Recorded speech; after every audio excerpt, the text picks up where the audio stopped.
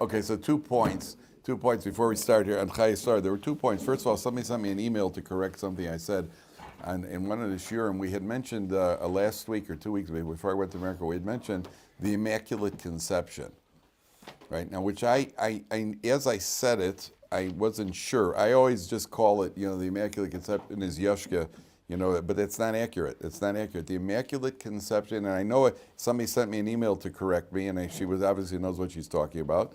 And I remember hearing about the Immaculate Conception is Mary, that she was the Immaculate Conception, and she's the mother of Yoshka. That she is the virgin birth. The Immaculate Conception is her, and you could check it. You could check it. Yeah. And I had heard this before. It's a machlokas. Yeah, it's Xera Shava. Yeah, I had heard this before, that she's the Immaculate Conception and he's the virgin birth. That's what I heard. Not that it makes any nafkamina to us, because it's all nonsense. But at the end of the day, we had brought it up. We had brought it up, the Immaculate Conception, and I had said that it was Yoshua, but it's not. He's the virgin birth. She's the but somebody sent me an email to correct me, and this is somebody who obviously knows what she's talking about, because she knows the history. And I had heard it. I had heard this before, that it's a misconception. No pun intended. That's a misconception. That means that Yoshke is the son of Yosef. Well, according to the Gemara, there was his father was married to Mary. Joseph was married to Mary, but Joseph wasn't home when he was conceived. It was he is, by all accounts, by our accounts, he is a mamzer, 100%, that she is a married woman. That she's a married woman who got pregnant, and that he is 100% a mamzer, and that he was executed. The Gemara says he was executed by the Beis Din. So when they say you killed our God, when they say you killed our God, our response is, well, you're absolutely right, and if you don't watch your step, we're going to get you too. That's they're absolutely right. That's what the Gemara says. And in the censored version of the Shas, you see, the Christian censors took out certain parts of the Shas, but we now have the censored versions, and it goes through the whole story that he was a Mesis Umediach, he was an inciter, incited people to idol worship, and the Beis Din executed him. That's what the Gemara says. Okay, that was number one. Number two, somebody asked yesterday, Moshe Yitzchak, what's his name? Is his name Moshe Yitzchak, the Russian? Shlomo Yitzchak had asked yesterday about why Chesed is important. Right? We were talking about Chesed yesterday, Rivka's Chesed, and he asked me what was important. He actually stumped me. So I said to my wife yesterday, I got stumped because somebody asked me in Shir, why is Chesed important? I was just like, well, Chesed, My wife said to me, well, because we're supposed to be like Hashem, which is what the Gemara says. The Gemara says that we're supposed to emulate HaKadosh Baruch Hu, and HaKadosh Baruch Hu does Chesed, and therefore we do Chesed. We're supposed to emulate Hashem in all ways. And then the Gemara says that the Torah begins with Chesed, and it ends with Chesed. The Torah begins with Chesed, HaKadosh Baruch Hu providing clothing for Adam and Chava, that's Chesed, and it ends with Chesed that he buries Moshe Rabbeinu. So we are meant to be involved in helping people provide clothing for them, tzedakah, whatever you do, and burying people is also part. We say in the morning davening, we say Elu Dvarim She'en Lahem Shiur, and with the Hachnasas Kalva Havayas Hameis, burying the Kala and Havayas Hameis. And so the what do you call it? So Chesed is a form of emulating HaKadosh Baruch Hu. In our terms, it just means we're not living for ourselves. That's what Chesed really is. Chesed means you can either be focused on yourself or you can be focused on others. And the goal of life is to help other people. We're not created just to be focused on ourselves. A child, when a baby is born, there's only one thing a baby is aware of: his existence. That's all a baby knows. Baby knows one thing: he exists. There are adults who somehow have never gotten out of that stage, right? They never quite got out of this stage. The only thing they know is that they exist. That's all they know. And the Torah, the whole point of Torah, the whole theme of Torah is that we're supposed to do Chesed and not focus on ourselves. That's what Avram and Sarah were doing. They spent their whole life focusing on other people. That was the Chesed. It was Chesed to enlighten people that there's a God in the world and idol worship is nonsense. And it was the chesed of bringing people into the home. That's why you see Avram Avinu when these three back couple of Parsha and Parshas Lech Lecha, when these three Parshas Vayera, when the three men come into the house, he's over. It's an exaggerated form of chesed. He goes above and beyond what anybody could possibly imagine. That's a lesson for us, for all generations. That's how chesed is in all areas of life. Moshe Feinstein Zatzal, Moshe Feinstein was originally from Russia. So there was a woman who came to Moshe Feinstein on a regular basis. She had a sister living in Russia. So she would write letters, I don't remember exactly how, she would write letters, I think in Yiddish, and he would translate these letters, and he would write out these letters for her. She wrote the letters to her, and he would write out these letters to her sister in Russian.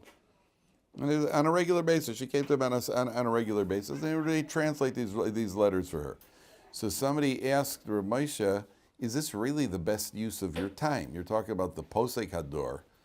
People ask him Shiloh's left, right, and center. You're talking about the Posek Hador. Is this really the best use of your time? Somebody else could be writing these letters. Rav Moshe said a rule. When it comes to chesed, don't think before doing that. Just do the chesed. Just do the chesed. Because if you're going to think about it, you're always going to say no. There's always a reason not to do chesed. There's a reason not to help people. Why would I want to help you? I'm comfortable right now in front of a TV with a can of peanuts. Why would I want to get up? Why would I get up? There's always a good reason not to do it. It's going to take too much time, this, that, and the other. First thing, do it. Afterwards, think about it. If it wasn't the best use of time, so the next time you won't do it. But you don't lose out by doing it. But the Jewish attitude is that there's got to be, we're not living for ourselves. I'll tell you another story. I'll get to you one second, Moshe. I'll tell you another story. Rav Moshe had somebody calls up the house.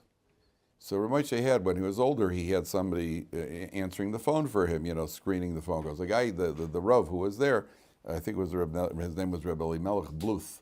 He was answering the phone for Rav Moshe. He answers the phone. He's like, hi, can I speak to Rabbi Feinstein? He says, well, maybe I can. She says, yeah, I want to know what time is Lichbenching this Shabbos. So he looks on the calendar. He says, 4:57. But lady, could I ask you a question? Is this really something? There are plenty of people you could ask. You don't need to ask Moshe Feinstein what time Lichbenching is. She goes, well, I've been calling him every Friday for the last 20 years, and he's never told me no. So why can't I call him? Right, there are things you don't even know about. That we wouldn't find out about it, but because if you could help somebody, help it. Moshe Feinstein sat with a phone in the Beis Medrash, where he learned in the yeshiva, he had a telephone. He said, if people are calling to ask a shayla, that means they need me now. That means right now, if they have a shayla, they need me. So I have to answer the phone. And when his family tried to put up hours on the door, they put up hours. Please don't, only come at certain hours. Or Moshe had them take down the sign. He said, if people need me, they need me now. Not in an hour, they need me right now. That's the attitude of chesed. If you're looking to get out of it, there's always a reason to get out of it. And the easiest word is no. No is the easiest word.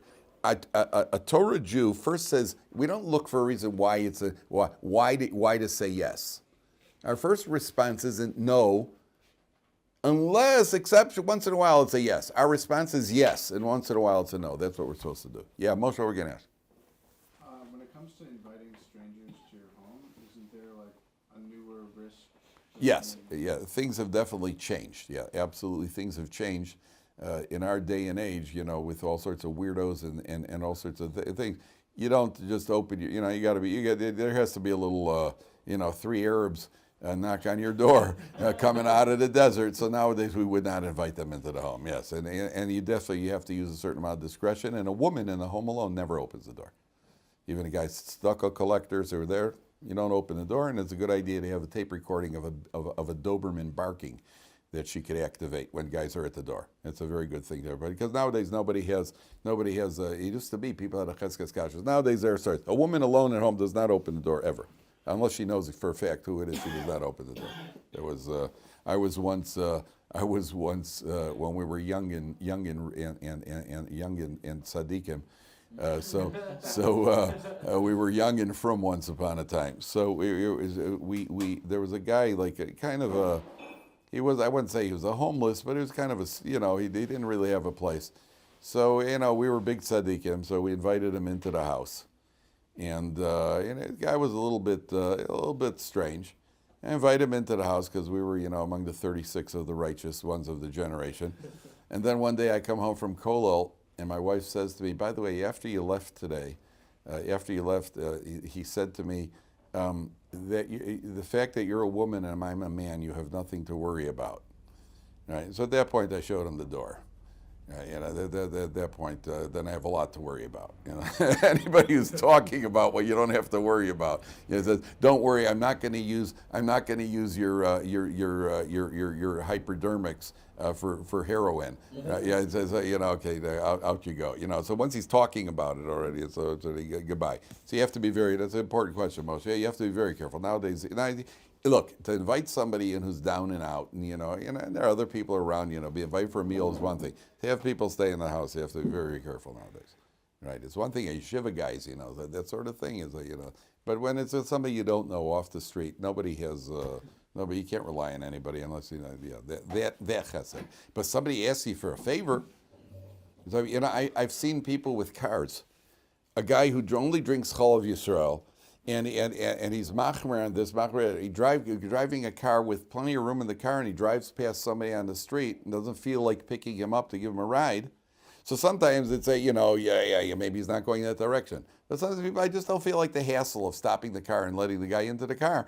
Here's the guy who's worried about a Chol of Yisrael, which is a chumrah, right? Or he eats only glad kosher meat. There are kulas. Yet a deoraisa, every chesed is a mitzvah deoraisa. Every chesed is a mitzvah deoraisa. You can just load up your car. There's a guy in New York who gets into a car. He's hitchhiking. He's wearing a strimal and and he's hitchhiking somewhere in New York. And a guy, a frum Jew, stops and he lets him in. And the guy says, he takes off the stripe and says, actually, I'm not Jewish. He says, so why are you wearing the stripe? He says, I see you guys. You guys are always picking up each other up. I figure that's the best way to get a ride. That's the best way. That way I know I'll get a ride. Right? Okay, so Jews are gomei chassadah in any event. Now, I want to finish up Chayei today because I want to get the Tolos tomorrow. I just want to show you one point. In Perek Chav Daled, Pasuk Yudad, I skipped this yesterday at page 110. When Eliezer goes out there, and Pasuk 1, page 110, it's 2 lines from the bottom. So he says, he asks for a sign. So the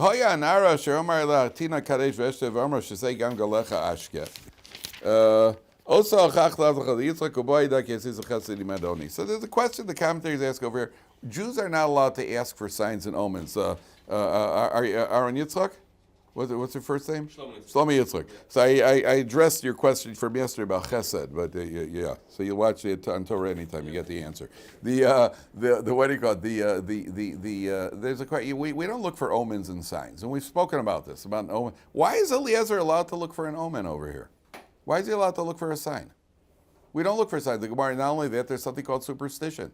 We'll see later in the Torah that says if a guy's eating and the bread falls out of his mouth, it's a bad sign. I'm not going to go into a business deal. Or if a black cat crosses your path, it's a bad sign.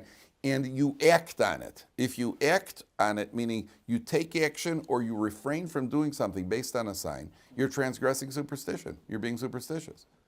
And it's an Isser D'Oraisa. So why is Eliezer, who kept the entire Torah, why is he allowed to look for a sign over here? So the Meforshim explain there are signs and there are signs, right? If one thing, if it said, well, if a black cat crosses my path, so I'm not going to go on a business trip today. So that's superstition. One thing that's silliness, But if I'm looking for a sign which is a logical sign, show me a sign. And I'm looking for a balas chesed. The girl comes out, she's a balas chesed, so that's a logical sign. Well, if I'm looking for a sign, should I go on my business trip today or not? Well, if I see storm clouds in the sky, I'm not going to go on the boat journey today. Well, that's a logical sign, If I see that the wing on the airplane is kind of loose, so I'm not going to go, I'm not going to fly. And, that's a logical sign. That's a logical sign, but if you're looking for silly omens, if a black cat crossed your path, if a black cat crossed your path, it's probably bad luck. It's probably a bobcat, And that's, I imagine that's how these superstitions got started. And some guy was once a black cat, which happened to be a bobcat, probably attacked somebody. Says, "Ooh, if a black cat crosses your path, it's bad luck." You're darn right, it's bad luck. Not only that, it's terminal bad luck. If walking under a ladder is bad luck. Right? Yeah, well, I'd say so. There's probably either a guy up there, or it's bad luck for him when you knock the ladder over, and it's bad luck if there's a bucket of paint that falls on you because you kicked the ladder. So something probably happened to somebody, and I told you I was on a trip with Ohr Somayach, all of life's adventures. So we go down to Ein Gedi. This is years ago. I haven't been there since. We started going on the path. And there's a sign there. I remember I told you, we walk on the path in Ein Gedi. There's a sign there that says, "Beware of bobcats." And I remember looking at the sign, thinking to myself, now what am I supposed to do with this information? Right? Why are you telling me this? Right? I don't have an AK-47. Now, why are you telling me this? What am I supposed to, if I see a bad bobcat, what am I supposed to dumbass, bro. I'm aware of you. Right? They said beware, and now I'm aware. So you stay away. What am I supposed to do? Why are you telling me this? Beware of rattlesnakes. I said, what are you doing there? Why am I anywhere near bobcats? That's the last time I've been to Ein Gedi. Okay. Now let's go on. So back on page 114. This is where we got to. So enter Lavan. And page 112. No, page 114. What pasuk is it? 20. What pasuk is it? 28. Thank you. Chav Ches. Yeah, top of the page. She runs home to let her report this after he puts this. He put these bracelets on her.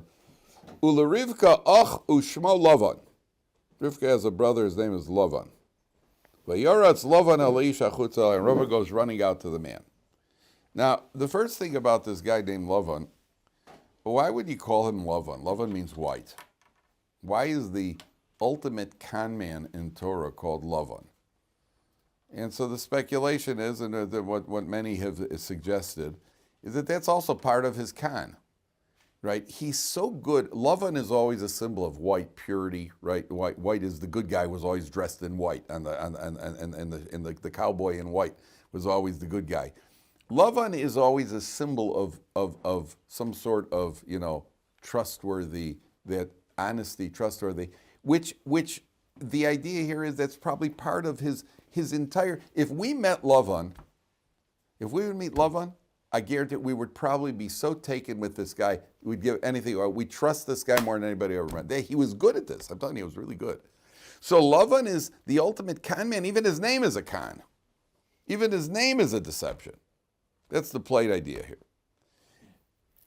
I heard B'Shem Rabbi Shapiro Zatzal, he said, there's a much deeper idea. If you have a white surface, on a white surface, all possibilities exist. When you take a white, what's it called, what the painters paint on, an easel? Is that the easel? The canvas. What's the easel? Easel. I think something that the canvas is actually on the tripod. Oh, the tripod is the easel. Okay, so you take the white canvas.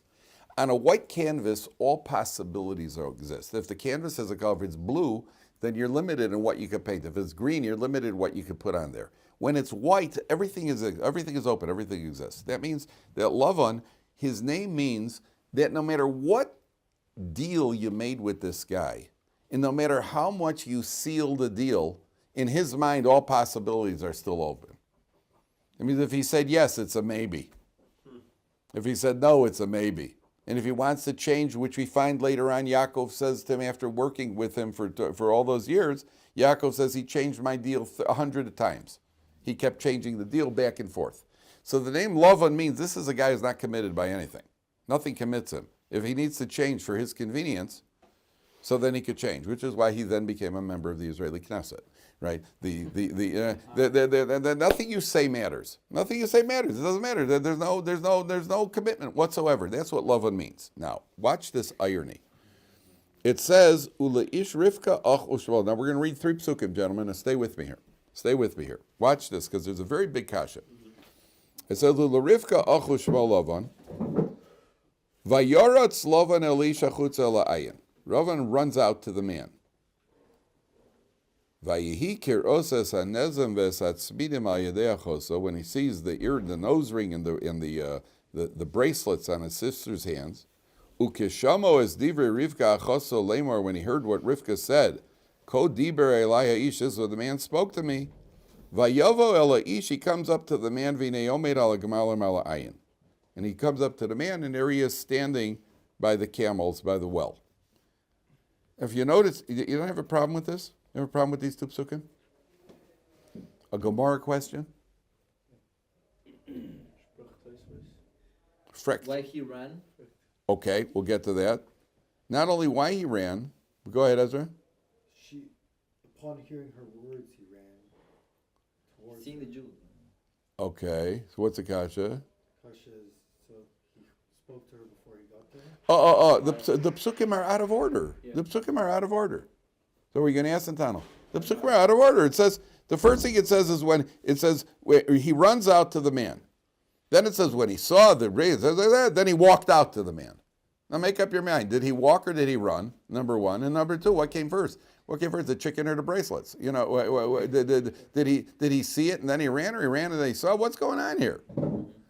So I think that the shot is that his first reaction was to go running outside to the man. Now the problem is that when you look over eager in life, you're what do you call it? If you look over eager in a deal, so the other guy knows you're over eager, then you're at the disadvantage, right? Whenever you're over eager in life, you're in the disadvantage in the bargaining. So listen, we're going to be bargaining for his sister over here.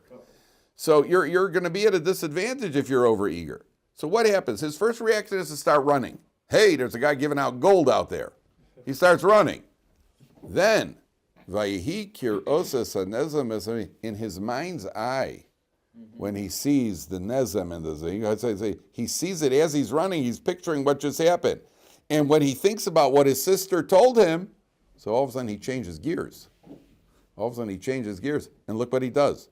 Vayovo el ha'ish, he walks over, he strides over to the man.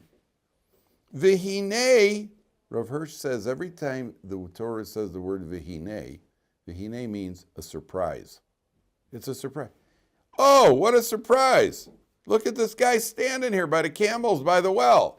So Lavan comes walking out like, hi, stranger.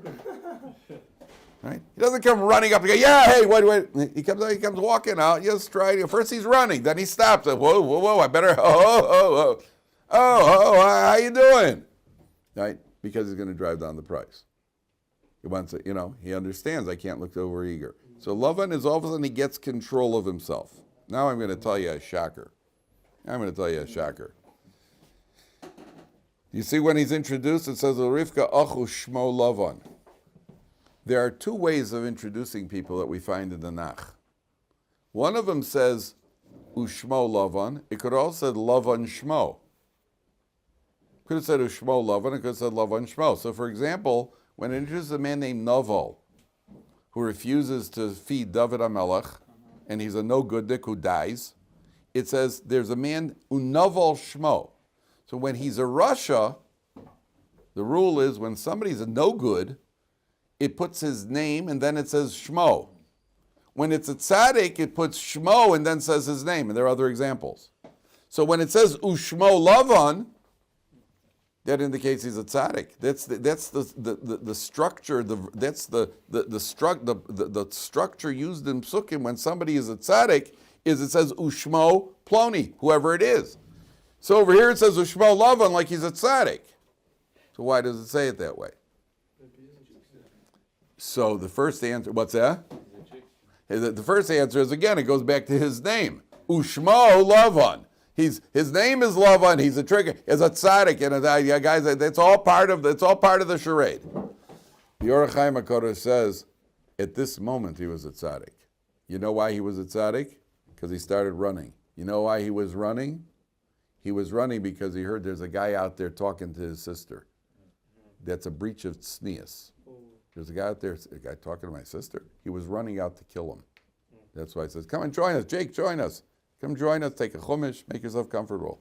get you a bowl of grapes. Make yourself comfortable. Right? Ularivka achu shmo Lavan, vayoratz Lavan ela isha chutza. Lavan was running out to the guy. Take him, hand him, give him a chumash. Give Jacob chumash. Lavan was running out to kill him. Because, hey, that doesn't go on. No hanky-panky. What's that? Some guy's talking to my sister? And not only that, Rivka was so pure that none of the men, no men, that's why the Torah emphasizes that no men ever started up with Rivka. There's certain girls who exude an aura of modesty that even the biggest lowlife, stay away from this one. You know, she's off limits. You know, she's too good. She's too good. Don't want to ruin her life. Right? We'll ruin other girls' lives, so we don't want to ruin her life. Right? She's off limits. Lavan's got a sister. He knows his sister's a Beis Yaakov girl. And they got a sister that, there's some guys out there starting with, I've seen this, by the way. I've seen guys who are off the derech. You know, a guy from a religious home, guy's off the derech. He doesn't keep Shabbat. Does all sorts of, when somebody starts, he's got a brother who's a Yeshivat Ohr, and he sees his friends starting to corrupt his brother, then he gets like, don't mess my brother up.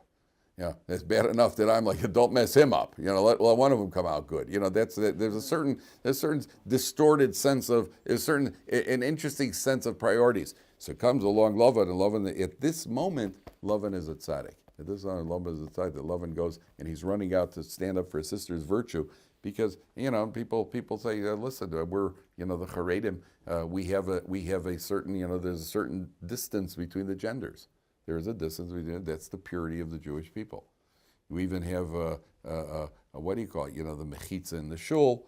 There are homes. I don't know if you guys been to all sorts of people's homes on Shabbos, where they actually sit, the men and women sit in Chassidish home. They may sit in different rooms. Wow. Yeah, and people say, hey, what kind of, you know, they look like they're doing okay. They look like a happy family. You know, everybody from the outside is also critical of, well, how are you mistreating the women? I don't hear the women complaining. The women aren't going to went to the guy. You don't hear them at all.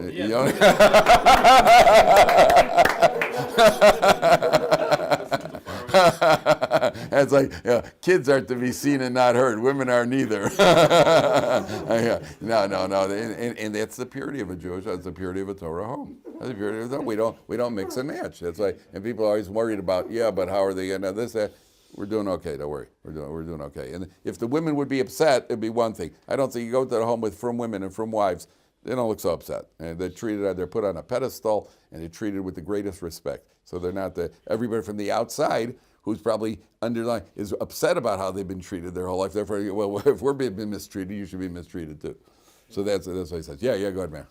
I mean, since the Rabbi brought the reference to Naval, which is also the same letters, and it's just the other way around. Like Lavan and Naval. Interesting. I've never seen a connection. That was very good. I never seen a connection, but it does say Lava. It says Lava Naval Shmo. It doesn't say love. Yeah, but the word Naval means really a nevela is a carcass, and menuvel is a low life. Naval, its name is not an accident. Naval's name is because he was not a good person, right? That's certainly. So Lavan has the letters of Naval in it. They're very interesting. Good, Mary. Very interesting. Okay. So Lavan, Eliezer goes off on the shidduch over here, and he goes through this whole what do you call it? He goes through this whole discussion, and what pasuk is it? Yeah, in Perik, there are two more points here. In Perik Mem Zayin. So when he tells the story, it says pasuk Mem Zayin. Yeah, page 160, pasuk Mem Zayin. So you get an interesting halacha concept here. V'omar bas miat. He tells the story. I said, "Who are you?" V'tomer bas v'sul ben nochar sheyoldu milka v'asim anezim al pav atzvinu al yedeh. He reverses the order. He tells the family, "I asked her who she is, and then only after that did I give her the jewelry." Where in fact he gave the jewelry because he was sure that this is the one. Then he asked what family she is. And remember, he's looking for Avram's family. So he reversed things. He took a liberty over here to reverse the story. He told the story a little bit out of order. So there's a discussion over here when you get to a shadchan. Is a shadchan, Eliezer is a shadchan, right? He's being sent to make a shidduch over here. Is a shadchan allowed to veer off of the truth for the sake of the cause? Right? Can a shadchan sometimes maybe tell a little white lie for the sake of it? So the truth of the matter is there's a very fine line. You may not have to tell everything. And when you get to the laws of shidduchim, you have to know the laws very carefully. Somebody calls you up and wants to find out about a guy in a shidduch. Hi, I get calls all the time about Yeshiva Bachrim and the other yeshiva people I know in the neighborhood, this sort of thing. The lady calls up, hi, do you know Plony? Yes, what can you tell me about him? The correct response is, he's a wonderful boy. Always start with something positive. He's a wonderful boy. What would you like to know? Don't start talking. Because you don't know what they want to know. You don't know what's important to them. You may say, well, he's a nice boy, but terrible handwriting. But not for us. They may not care about his handwriting. They say, well, he's a good boy. He's not that bright. They may not care how bright he is. They may care about, all they may care about is that, is he a considerate? Will he treat my daughter nicely? You have to let them ask the questions. I've had people call, a lady calls me up. I've had it happen a number of times. Do you know Ruvain? Yeah, very nice boy. What would you like to know? Well, tell me about him. Well, my policy is that I answer questions. Oh, what am I supposed to ask? And I said, maybe speak to your husband. And find out what's important to you. Then call me back with a list of questions. Like what? Like, is he conscientious about davening? Is he focused on halacha? Is he good with people? Is he quiet? Is he talkative? Maybe sit down and make a list of questions and you ask me. Because you may say something that they're not even thinking about, that they don't even care about. So sometimes if they ask you a direct question, you have to answer. Does he show up? Is he conscientious about getting to minyan? Yes. He gets to mincha every day.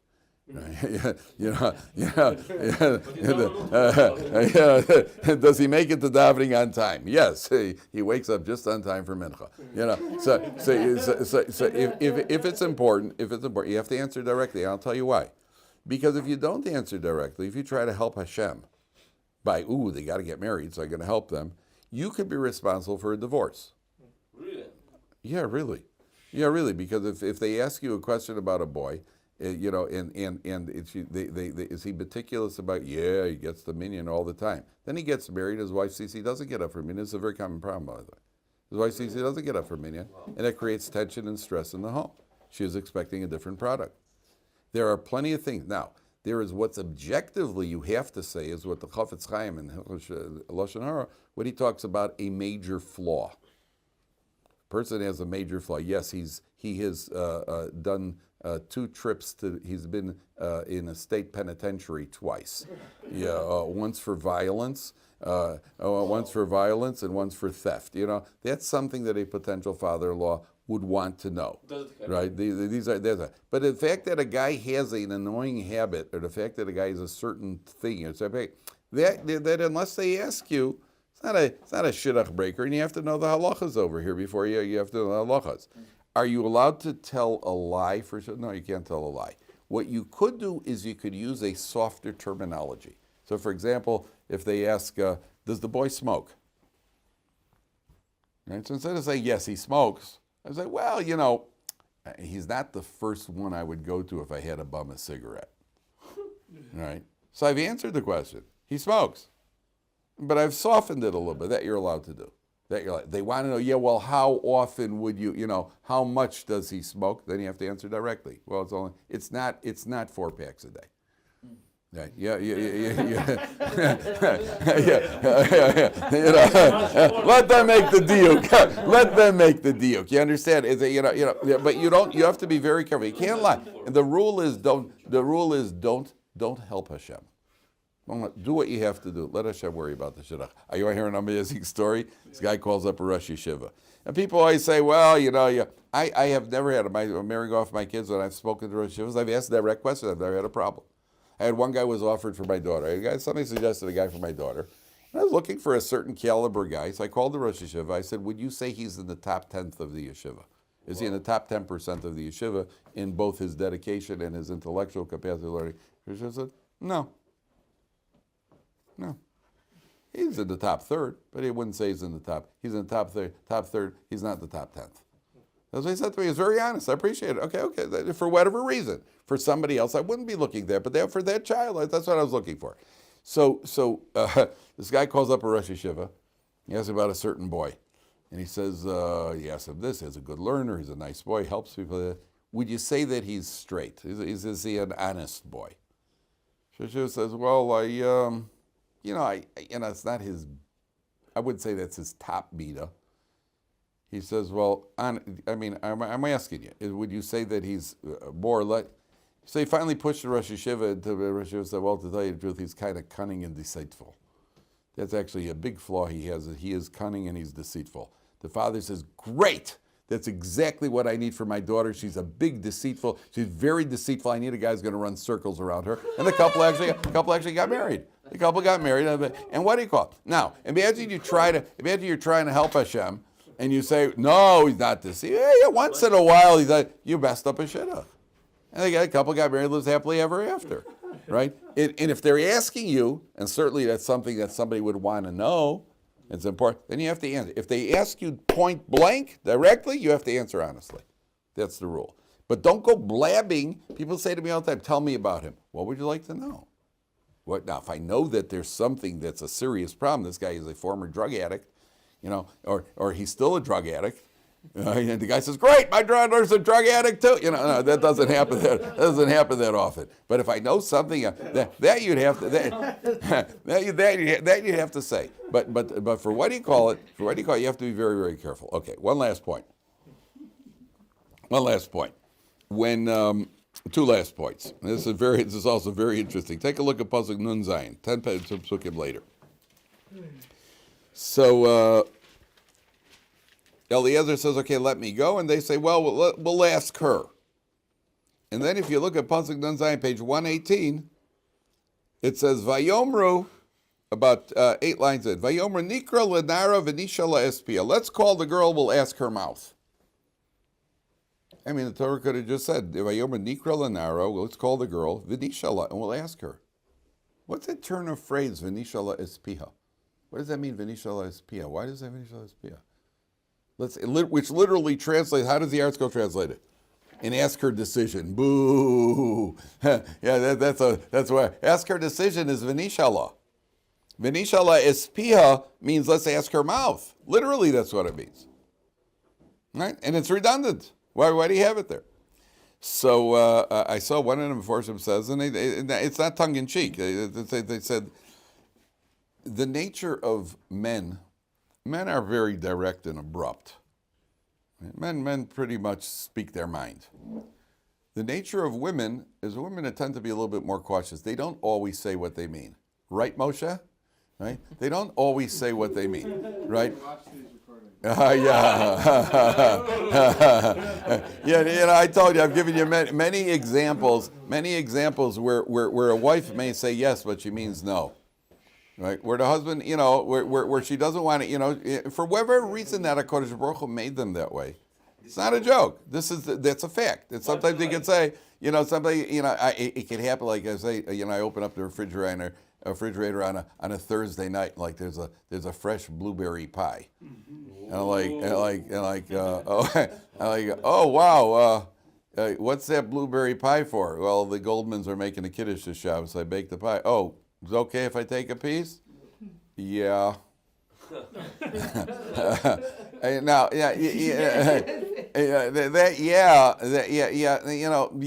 nothing's bad's gonna. But does she really want to say yeah? Not that. There's sometimes where it's like yeah, which means you're one piece of blueberry pie away from more pain than you could possibly imagine, right?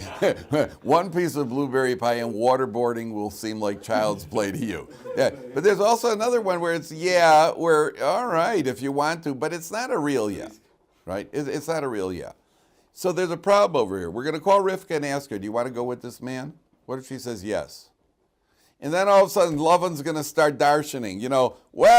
Maybe she said yes, but she really meant no. Maybe she meant no. She didn't want to. All of a sudden, the thumbs go up. So they make a deal in advance. V'nishala espia. Whatever comes out of her mouth, that's the answer. She says yes, it's yes. No Rashi over here. Right? No Rashi, no Tosos. Right? Yes is yes, no is no, maybe is maybe. We're not going to, what do you call it? V'nishala espia. So Rivka decides to go. And then the Torah teaches you the famous. I want to give you guys a piece of advice here, which is worth hearing. Thank you.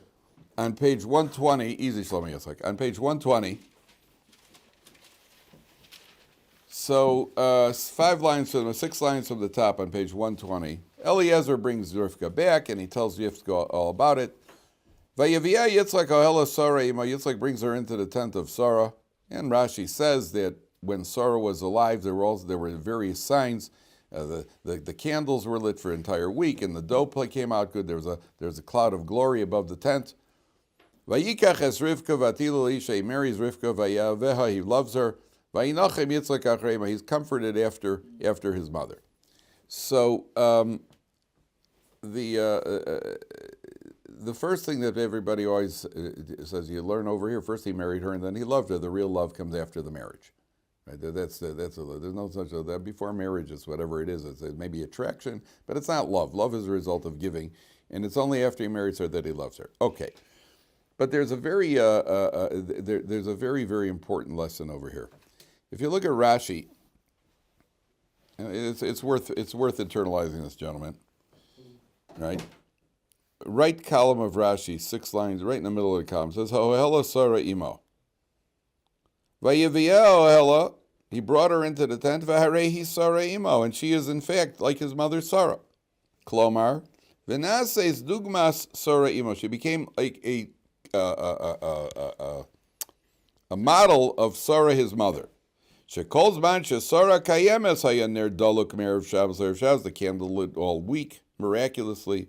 Ubracha mitzuya be'isa, the dough rose nicely. Ve'onan kosher alo, there was a cloud above the tent. Umishemesa pasku, once she died, all these signs went away. Ukshebas Rivka chazru, and when Rivka came back, when Rivka arrived, then all these signs came back. So she's just like Sarah. And then it says that Yitzchak was comforted acharei imo. Says Rashi, derech eretz, the normal is kolzman she'imo shalodam kayemes koruch etzla. When a man's mother is alive, he's kind of, he's very, he still, there's a bond with her. He's close to her. Umisha Mesa, when she dies, umisnachem be'ishto, he takes comfort with his wife. So there's a lot of, over here? There's a lot of fuss being made over here about Rivka is like Sarah, and Sarah is a balas chesed, and she comes back, and it's the tent of Sarah, and all the signs of Sarah, But you'll notice that the Torah says, Vayikach es Rivka. Vayivia Yitzchak ohela Sarah imo, vayivkach es Rivka, vatehilo leisha. At the end of the day, she's not Sarah, she's Rivka. You're going to marry somebody who reminds you of your mother. That's generally what happens. Right? You can marry somebody who reminds you of your mother. But gentlemen, it's not your mother. It's not your mother. And one of the biggest mistakes you can make, which you probably will make, is at a certain point, your wife's going to do something, or make something, or bake something, or you can say, "Oh, it's not how my mother did it." Right? Yeah.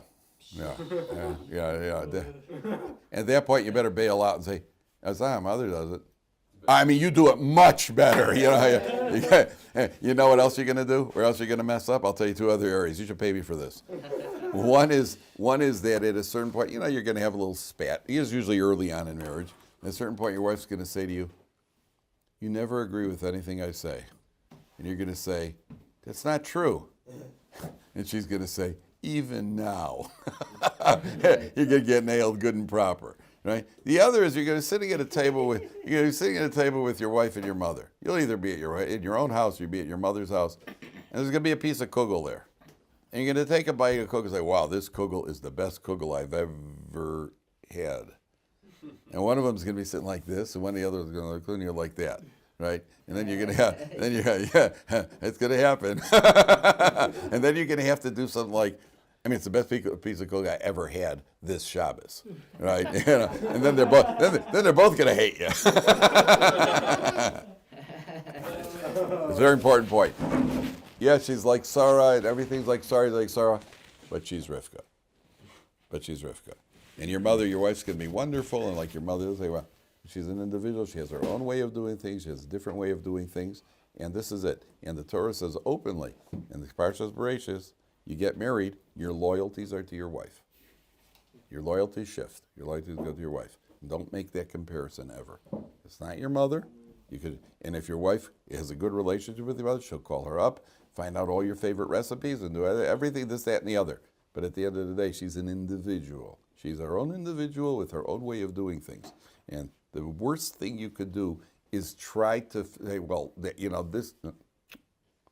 She decides how to do it. She's an individual. She has her own way of doing things. There's not necessarily a right and a wrong. There isn't necessarily many things in life. There isn't necessarily a right and a wrong. There's different. There's a saying. Ever people say, if you want to get a job right, you got to do it yourself. Mm-hmm. Did you ever hear that? It's not accurate. Not accurate. If you ever want to get a job done a certain way, you got to do it yourself. But it doesn't mean that it's right. Doesn't mean that it's right. Some people say, boy, if I get a job done right. So you ask somebody, a mother asks her daughter to fold napkins and put the napkins on the Shabbos table. And she takes a look at that napkin and says, boy, if you want to get a job done right, you got to do it yourself. No, not right. If you want to get a job done your way, that it has to be with a certain twist and a certain thing and figure out how to make it look like a flower, yes, then you have to do it yourself. But to fold napkins over and do it, that's wrong. It wasn't done your way. You want it done your way, you're right. You probably don't really have to do it yourself. But to do it right, there isn't always a one right way. All right.